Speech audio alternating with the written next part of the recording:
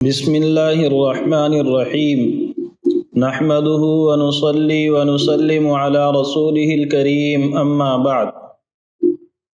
پچھلے ہفتے ہم نے بات کی تھی نماز کے شرائط کے بارے میں، یعنی نماز کے وہ فرائض جن کا نماز سے پہلے مکمل ہونا ضروری ہے۔ جب ہم نماز شروع کرنے والے ہیں تو اس وقت ان کاموں سے فارغ ہو چکے ہوں، اور یہ فرائض جنہیں شرائط کہتے ہیں، جن کا نماز سے پہلے پورا ہونا ضروری ہے، یہ کل 7 ہیں، جن میں سے 3 ہم نے پچھلے ہفتے ان کے بارے میں بات کی تھی، اور ان تینوں کو ایک لفظ میں سمجھا تھا جس کو ہم نے کہا کہ وہ طہارت ہے، پاکی ہے۔ پاکی انسان کے اوپر جو کپڑے ہیں ان کپڑوں کی، ہر قسم کی نجاست سے، اور پاکی انسان کے بدن کی، حکمی پاکی اور حقیقی پاکی، یعنی بدن پر کوئی حقیقت میں نجاست، پیشاب، پاخانہ، خون، فلاں یہ کوئی چیز نہ لگی ہو، اس کی تفصیل آ چکی ہے، اور آدمی غسل کے اعتبار سے بھی پاک ہو اور وضو بھی اس نے کر رکھا ہو، تو آدمی کے کپڑوں کی پاکی، اس کے بدن کی پاکی، جس جگہ پر آپ نماز پڑھ رہے ہیں اس جگہ کی پاکی۔ جب یہ تینوں چیزوں سے آپ کو مکمل طہارت حاصل ہے تو اب آپ کے لیے گویا 3 شرطیں پائی گئی۔ آسانی کے لیے ہم نے کہا کہ ان تینوں کو ایک نام دے دیں، وہ ہے طہارت۔ چوتھی شرط نماز کے لیے وہ ہے بدن کا چھپانا، سطر کا چھپانا۔ اللہ تعالیٰ نے انسان کے حق میں، مردوں کے حق میں کچھ الگ، عورتوں کے حق میں کچھ الگ، اپنے بدن کے کچھ حصے کو چھپانا ضروری قرار دیا ہے کہ اگر وہ کھل جائے تو نماز نہیں ہوتی۔ ایسا سمجھا جائے گا جیسے آپ نے اپنے سطر کو مکمل طریقے پر چھپایا ہی نہیں۔ مرد کے حق میں وہ سطر ہے ناف سے لے کر کے گھٹنے کے نیچے تک، پورا یہ حصہ مکمل سطر ہے، اور مکمل سطر ہونے کے معنی یہ ہے کہ اگر اس حصے میں سے کچھ بھی عضو، اور کچھ بھی عضو کا مطلب ہوتا ہے کہ مرد کے حق میں اس کی دونوں رانیں الگ الگ سطر ہیں، کولے الگ سطر ہے۔ آدمی کی جو ناف ہوتی ہے، ناف سے لے کر پیڑو تک کا جو حصہ ہے، اور اسی کی سیدھ میں کمر کا جو حصہ ہے، وہ مستقل ایک عضو ہے۔ یہ الفاظ یا اتنی وضاحت کی ضرورت اس لیے ہے کہ بہت سے نوجوان جب مسجد میں آتے ہیں اور پینٹ اور شرٹ اور کبھی ٹی شرٹ کے ساتھ آتے ہیں، اتنا سطر ان کا کھل جاتا ہے کہ اس سے خود ان کی نماز نہیں ہوتی اور آس پاس کے لوگوں کی نماز متاثر ہوتی ہے۔ اس لیے اس چیز کا لحاظ کریں کہ آپ کے ناف سے لے کر پیڑو تک کا جو حصہ ہے اور اس کی سیدھ میں کمر کا جو حصہ ہے، مستقل ایک عضو ہے، اور نماز کے اندر کوئی بھی عضو، نماز کے اندر انسان کا کوئی بھی ایک باڈی پارٹ جس کو شریعت مان لے، جیسے ابھی بتایا کہ یہ ایک باڈی پارٹ کا حصہ سمجھا جاتا ہے، ران کو ایک مستقل عضو الگ سمجھا جاتا ہے، دوسری ران کو الگ سمجھا جاتا ہے۔ تو جب یہ الگ الگ اعضاء ہیں تو ان میں سے کسی کا بھی ایک کا چوتھائی حصہ اگر نماز میں کھل گیا اور 3 مرتبہ سبحان اللہ کہنے کے برابر وہ کھلا رہا تو اس آدمی کی نماز نہیں ہوگی۔ اس لیے ہمیں خاص طور سے دھیان رکھنا ہے کہ مرد کا سطر ہوتا ہے ناف سے لے کر گھٹنوں کے نیچے تک، گھٹنے بھی سطر میں شامل ہیں۔ عورت کا سطر ہوتا ہے پورا بدن، اس کے سر سے لے کر کے پیروں تک۔ عورت کے جو بال ہیں وہ بھی سطر ہیں، بال جو لٹکے ہوئے ہیں وہ بھی سطر ہیں۔ اگر عورت نے نماز پڑھی اور وہ لٹکے ہوئے بال کھلے رہ گئے تو نماز نہیں ہوگی۔ اس لیے عورت کے اوپر بھی اپنے بدن کو چھپانا ضروری ہے۔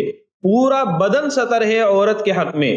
البتہ 2 مسئلے الگ الگ ہیں، ان کو آج وضاحت کر دیں، اگرچہ بات ہونی چاہیے صرف نماز کے مسائل میں، لیکن یہاں کنفیوژن نہ رہے، ذہن بالکل کلیئر ہو جائے، اس لیے دوسرے کو بھی لگے ہاتھ سمجھ لیں۔ ایک ہے سطر، یعنی وہ اعضاء بدن کے جن کا نماز میں چھپانا ضروری ہے، اور ایک ہے حجاب۔ عورت کے حق میں دونوں میں تھوڑا سا فرق ہے۔ وہ کیا کہ جب عورت نماز پڑھے گی تو نماز پڑھتے ہوئے اس کے لیے اپنا چہرہ کھولنا جائز ہے، اس کے لیے اپنی ہتھیلی کھولنا جائز ہے، اور ہتھیلی کا مطلب ہوتا ہے گٹے تک، یہ کلائی آدھی ہو یا تہائی، یہ سب کے سب ہتھیلی میں شامل نہیں ہے۔ اسی طریقے سے عورت کے لیے اس کے قدم یہ کھولنے جائز ہیں، اور قدم کا مطلب ہوتا ہے ٹخنوں کے نیچے والا حصہ۔ یہ تین چیزیں ایسی ہیں جو عورت کے سطر میں شامل نہیں ہیں، یعنی ان کو نماز میں کھولنا جائز ہے۔ جب یہ بتایا کہ ہتھیلی یہاں تک ہے تو اس میں بات ذہن میں رہنی چاہیے کہ جب آپ یعنی کوئی بھی عورت نماز پڑھے تو اس کو خاص طور سے خیال کرنا ہے کہ اس کی کلائی چھپی ہوئی ہو۔ اب اس کی شکل چاہے تو یہ ہو کہ وہ کلائی، اس کی جو آستین ہے وہ یہاں تک سلی ہوئی ہو، اور یا تو پھر دوسری شکل جو عام طور سے ہمارے معاشرے میں ہوتی ہے کہ نماز پڑھنے کے وقت چادر یا اوڑھنی بدن کے اوپر اتنی بڑی ہو کہ آپ کے ہاتھ اس سے باہر نہ نکلے۔ آپ تکبیر تحریمہ کہتے ہوئے ہاتھ اٹھائیں یا آپ بعد میں کسی بھی عمل کے دوران آپ کے ہاتھ اس سے باہر نہیں نکلنے چاہیے۔ ایک چیز کہ آپ کا پورا بدن، چہرے، ہتھیلی اور اسی طریقے سے آپ کے قدم کے علاوہ پورا بدن چھپا ہوا ہونا ضروری ہے، اس لحاظ سے کہ اس کے اوپر کپڑا ہو، اور کپڑا بھی وہ ہو جو اتنا باریک نہ ہو جس کے اندر سے بدن جھلک رہا ہو۔ اگر جھلک رہا ہے تو ابھی بھی آپ نے مکمل طور پر سطر کا لحاظ نہیں کیا، نماز آپ کی ابھی بھی نہیں ہوگی۔ اس لیے مکمل بدن کو چھپانے والا کپڑا آپ کے بدن پر ہونا چاہیے۔ یہ عورت کے حق میں ہوا کہ پورا بدن سطر ہے، اور مرد کے حق میں ہوا کہ ناف سے لے کر گھٹنوں تک سطر ہے۔ اب جو دوسرا مسئلہ ہے جو اسی سے متعلق ہے وہ ہے حجاب کا۔ حجاب کا مطلب ہے کہ اجنبی مردوں سے اپنے آپ کو عورت کو چھپانا ہے۔ اجنبی مردوں سے کتنا حصہ چھپانا ہے جو ابھی بتایا گیا وہ بھی، اور چہرہ بھی، کیونکہ آدمی کے لیے جتنے مسائل اور دوسرے اعضاء سے، دوسرے اعمال سے پیدا ہوتے ہیں، خاص طور سے عورت کے اندر اس کے چہرے سے بھی پیدا ہوتے ہیں کہ انسان کے لیے اٹریکشن کا ذریعہ بنتا ہے، توجہ حاصل کرنے کا ذریعہ بنتا ہے۔ اس لیے چہرے کا بھی پردہ ہے، حجاب ہے، یعنی عام مردوں سے نماز کے اندر چہرہ نہیں چھپانا ہے، نماز کے باہر چہرہ چھپانا ہے۔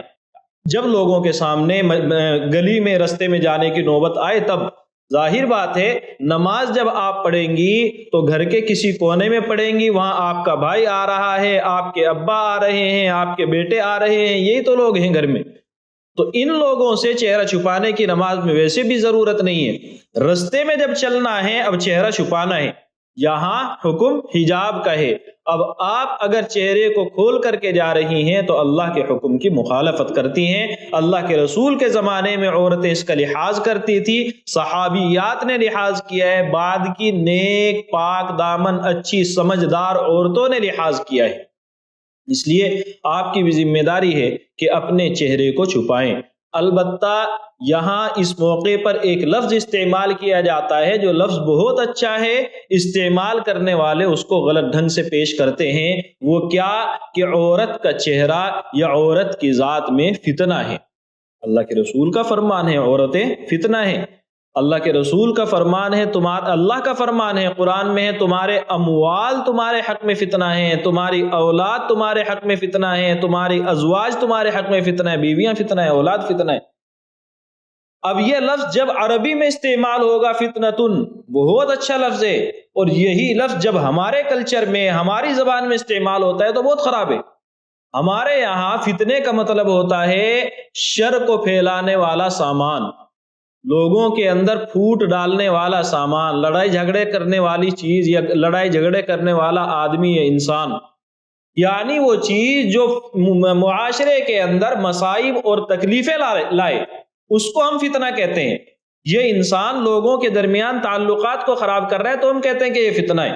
تو فتنے کا تصور ہمارے معاشرے میں بہت غلط ہے، عربی زبان میں اتنا برا نہیں ہے۔ عربی کے اندر معنی ہوتے ہیں آزمائش میں ڈالنے والی چیز، آدمی کو کسی کنفیوژن میں، آدمی کو کسی طرح سے پریشانی میں، ٹینشن میں، یا آدمی کے لیے دو راستے پیدا کر دینے۔ جہاں بھی یہ چیز آئے گی دو چیزیں سامنے آئیں گی، کبھی وہ اس راستے پر جا سکتا ہے، کبھی اس راستے پر جا سکتا ہے، تو یہ فتنہ ہے۔ اس چیز نے اس انسان کو آزمائش میں ڈال دیا ہے، پرکھ میں ڈال دیا ہے، مشکل میں ڈال دیا ہے۔ اور آپ کو معلوم ہے کہ عورتوں کو دیکھ کر انسان یعنی مرد عام طور سے اس طرح کی مشکلات کے شکار ہوتے ہیں۔ انسان کی توجہ بٹتی ہے، آدمی کے لیے دل کے اندر وسوسے آتے ہیں، خیالات خراب ہوتے ہیں، جیسے بالکل یہی خیالات مرد کو دیکھ کر عورت کے لیے خراب ہوتے ہیں۔ اگر کوئی قابل توجہ مرد سامنے آ جائے، عورت کے لیے اپنے آپ کو سنبھالنا مشکل، تو فتنہ عورتیں بھی ہیں، فتنہ مرد بھی ہے اس معنی کے لحاظ سے۔ اب ہونا چاہیے تھا کہ مردوں کے لیے بھی الفاظ استعمال کیے جاتے کہ وہ بھی فتنہ ہیں تو ضرور، لیکن ایک دوسرا مسئلہ ہے، وہ کیا کہ مردوں کو گھر کی روزی روٹی کا انتظام کرنا ہے۔ آپ دنیا کے دستور کے حساب سے جب اپنی آنکھوں کو لگا دیتے ہیں اور چیزوں کو دیکھتے ہیں تو آپ کہتے ہیں کہ عورت پر بندش ہے، لیکن یہی چیز جب آپ اسلام کے تصور سے دیکھیں گے تو آپ کہیں گے عورت تو ایک طرح سے حکومت کرتی ہے انسان کے لیے۔ وہ کیا؟ وہ کیسے؟ وہ اس طرح کہ آدمی کا کام ہے اپنے لیے بھی کما کر کے لائے، آدمی کا کام ہے اولاد کے لیے بھی کما کر کے لائے، آدمی کی ذمہ داری ہے بیوی کے لیے بھی کما کر کے لائے۔ جب مرد کی ذمہ داری ہے تینوں کو کما کر کھلائے، خود بھی کھائے ان کو بھی کھلائے، تو محنت کرنا آدمی کا کام ہے، عورت کا کام ہے گھر کی دیکھ ریکھ کرے۔ قید نہیں ہے وہ، اس کے لیے آرام آسائش سہولت ہے۔ تمہارا کام یہ ہے کہ گھر کے اندر گھر کے اطمینان سے رہو، بچوں کی تربیت پر توجہ دو اور باقی گھر کے کام کاج سنبھالو۔ جب یہ کام عورتوں کے حوالے کیا گیا اور یہ کہہ دیا گیا تمہیں گھر بیٹھے بٹھائے اچھا کھانا، اچھا پہننا، اچھا رہنا ملے گا، اور یہ کام مرد کا ہے، تو مرد کا کام ہوا محنت کر کے لانا، عورت کا کام ہوا سکون سے گھر میں بیٹھنا۔ عورتوں کے لیے باہر جانے کی ضرورت پڑے گی ہی نہیں، بہت کم ضرورت پڑے گی اس کو گھر سے باہر نکلنے کی، اس وقت میں اپنے آپ کو چھپا سکتی ہے۔ مرد کو جب کمانا ہے تو صبح سے شام تک اس کو گھر سے باہر رہنا ہے، اس کو اگر کہا جائے گا اپنے آپ کو چھپا کر کے رکھو، اپنا پردہ کر کے رکھو، تو یقیناً مشکل ہے۔ اسی لیے آپ کو معلوم ہے جب تک اسلامی معاشرے میں غلام اور باندیوں کا کلچر تھا تب تک باندی کو چہرے کے پردے کی اجازت نہیں تھی، بلکہ اس کے لیے اعضائے مستورہ، اس کے لیے جو ستر ابھی ذکر کیا جا رہا ہے عام آزاد عورتوں سے کم تھا۔ کیوں تھا وہ کم؟ اسی لیے تھا کہ اس باندی کو بھی محنت کرنی ہے، صبح سے لے کر شام تک اپنے آقا کی خدمت کرنی ہے۔ جب خدمت کرنی ہے اور محنت کرنی ہے تو اب وہ ہر وقت اپنے آپ کو چھپا کر کے رکھے تو مشکل پیدا ہوگی، مسئلے پیدا ہوں گے، اور پھر باندیوں کی طرف شریف قسم کے ایک مہذب شائستہ اچھے اخلاق کے لوگ، اچھے کلچر کے لوگ توجہ نہیں دیتے تھے۔ تو وہاں یہ والا عنصر، یہ والا اینگل کہ آدمی کے لیے آزمائشیں پیدا ہوں گی، یہ بھی کم تھا اور ضرورت بھی تھی۔ تو باندی کو کہا گیا کہ تمہارے لیے سطر کے احکام اتنے سخت نہیں ہیں جتنے ایک آزاد عورت کے لیے ہے۔ تو جب آپ اس پورے حالات کا جائزہ لیں گے تو آپ کو سمجھ میں آئے گا کہ اسلام پابندی نہیں لگاتا ہے۔ اسی لیے مرد کو کہا گیا کہ ناف سے لے کر گھٹنے تک چھپانا تمہاری ذمہ داری ہے۔ باندی کو کہا گیا کہ تمہارے لیے بھی بہت سے اعضاء کے اندر ڈھیل ہے، چونکہ عام طور سے باندیوں کا ہمارے معاشرے کے اندر تصور نہیں ہے، اس لیے اس تفصیل کو ہم بند کر رہے ہیں۔ آزاد عورت کے لیے چونکہ اتنے ساری ضرورتیں نہیں ہیں تو اس کو کہا گیا کہ آپ کا پورا بدن ستر ہے اور پورا بدن کو چھپانا آپ کی ذمہ داری ہے تاکہ آپ گھر کے اندر رہیں، گھر سے باہر جانا ہی کتنا ہے آپ کو۔ تو جب یہ پوری چیز آپ کے ذہن میں آ گئی تو اب مختصر کر لیں کہ حجاب کے احکام میں چہرے کو بھی چھپانا ہے اور نماز کے سطر کے احکام میں چہرے کو چھپانا ضروری نہیں ہے۔ 4 شرطیں ہوئیں: طہارت کے اندر بدن کی طہارت، کپڑوں کی طہارت اور جگہ کی طہارت، اور چوتھی چیز ہوئی سطر کا چھپانا۔ جن اعضاء کو بھی ذکر کیا گیا اگر وہ نماز میں اتفاق سے کھل گئے، 3 مرتبہ تسبیح پڑھنے کے برابر ان کا چوتھائی حصہ کھلا رہا تو اس آدمی کی نماز نہیں ہوتی ہے۔ عورت کے لٹکے ہوئے بال، ان کا چوتھائی حصہ اگر 3 مرتبہ تسبیح پڑھنے تک کھلا رہا تو اس کی بھی نماز نہیں ہوگی۔